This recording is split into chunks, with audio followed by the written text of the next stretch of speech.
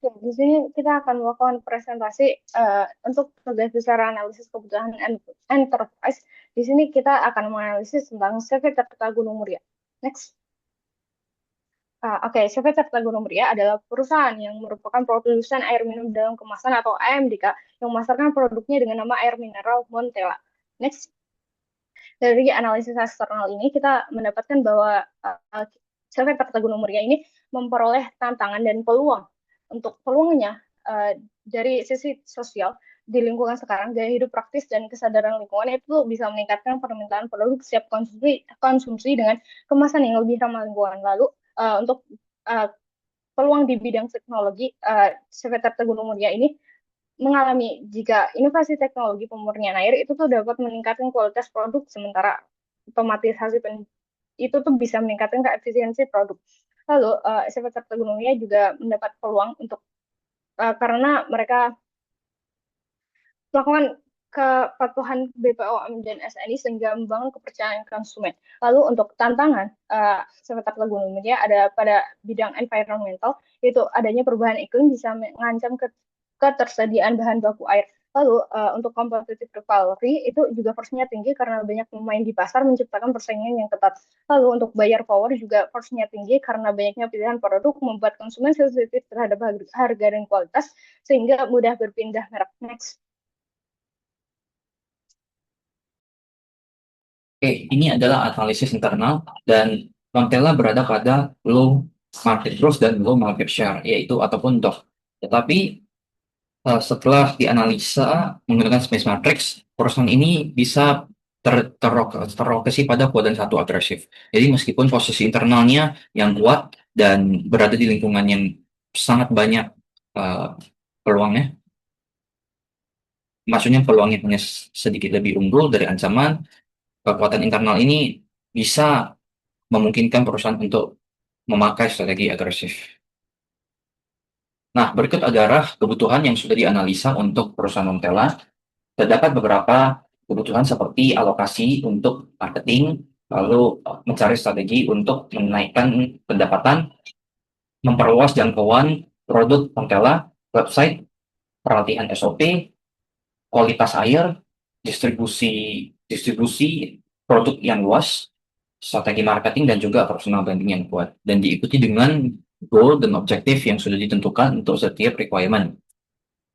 Baik, selanjutnya di sini kami telah mengidentifikasi value chain-nya. Di sini pertama ada primary activities, kami mengidentifikasi ada 5. Yang pertama inbound logistics, kemudian ada operations, ada outbound logistics, ada marketing and sales, serta ada service. Kemudian di bagian supporting activities ada from infrastructure, ada human resource management, technology development, dan procurement.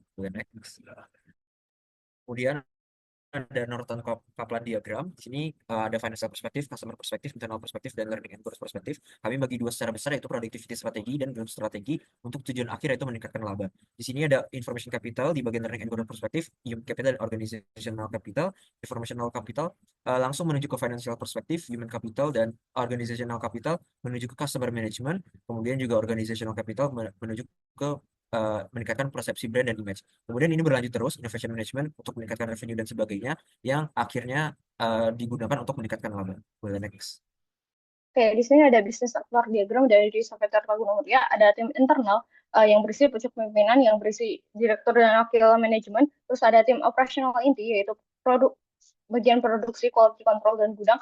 Terus ada tim pendukung, yaitu pemasaran, pembelian, dan administrasi. Lalu untuk mitra eksternal, yaitu ada pelanggan atau customer, pemasok atau supplier, dan bagian regulator yang BPOM dan SNI. Next. Nah, ini adalah aktor cooperation viewpoint yang melihat bagaimana setiap aktor berinteraksi dengan sesama. Dan aktor eksternal itu mencakup customer, supplier, dan regulator. Sedangkan internal itu mencakup direksi front office dan back office. Rata-rata aktor eksternal itu berinteraksi dengan back office ataupun dengan seperti customer berinteraksi dengan pemasaran. Selanjutnya adalah capability mapping. Di sini strategi capabilities, ada strategic planning and direction management, marketing positioning, dan sebagainya.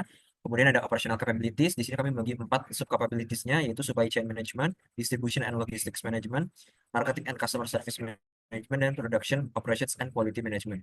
Kemudian sini ada supporting capabilities, ada human resource management, sampai dengan teknologi dan infrastruktur management. Di sini warna-warnanya mendefinisikan capabilities-nya. Dengan kuning yaitu capability menengah, kemudian orange yang lebih rendah lagi, kemudian warna merah ini menandakan capabilities yang paling rendah. Next.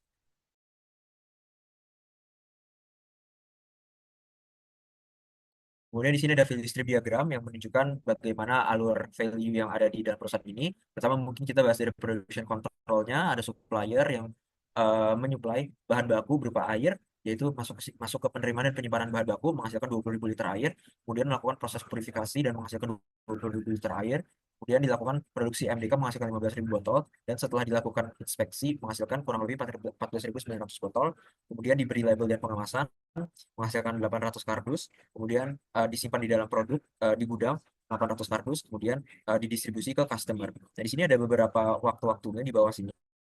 Mungkin yang bisa di-highlight adalah waktu waiting time sini ada 22 jam di antara penerimaan dan penyimpanan bahan baku ke proses verifikasi, serta 48 jam yaitu penyimpanan di gudang. Dan next.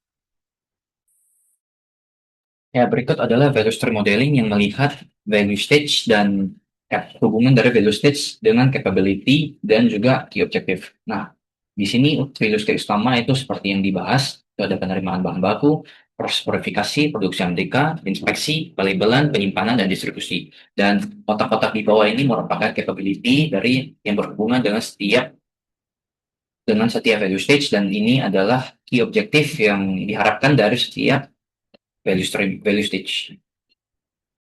Selanjutnya ada bisnis proses dari Seputar Gunung Pia. Dari proses pemesanan dan pemenuhan pesanan air minum ini ada 4 aktor atau role yang menjalankan proses ini, yaitu pembeli, penjualan, produksi, dan juga pemesanan.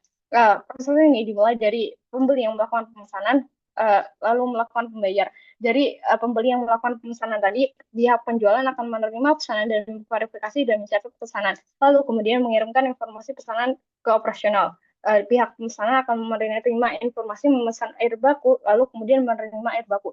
Dari pihak produksi ini juga akan melakukan secara paralel melaksanakan produksi air mineral ini. Mereka akan memulai dengan menyaring dan mensterilkan air, melakukan pengujian kualitas, lalu setelah kualitasnya sudah bagus akan mengisi air ke dalam kemasan, menyegel dan melabeli kemasan, kemudian mengirim produk ke pembeli yang tadinya melakukan pemesanan. Dari pihak penjualan juga setelah mengirim informasi pesanan tadi akan mencatat data penjualan dan juga membuat laporan produksi, stok, dan distribusi. Next. Oke, berikut adalah function canary yang sebuah strategi dalam pemilihan inisiatif. Nah, jadi strategi-strategi yang akan kita pilih adalah yang berlabel kuning karena memiliki skor yang cukup tinggi. Dan dari hasil setiap function canary yang merujuk pada setiap misi, maka terhasilnya strategi quality assurance, website, kampanye, sertifikasi, teknologi, ekspansi distribusi, partnership dengan institusi publik, lalu meningkatkan produktivitas internal dan juga awareness. Lalu ada initiative action to be taken yang berisi inisiatif yang menjadi prioritas dari housing country yang sudah dibuat tadi. Inisiatif yang menjadi prioritas ini merupakan housing country yang nilainya tinggi dari housing country yang tadi, yaitu ada pengembangan web profesional, kampanye air sehat, pemenuhan sertifikasi, yaitu SNI, Halal, dan BPOM, lalu kolaborasi retail dan digital, kerjasama dengan puskesmas dan sekolah, penyusunan kontrak yang adil, dan juga kampanye botol ramah lingkungan. Next.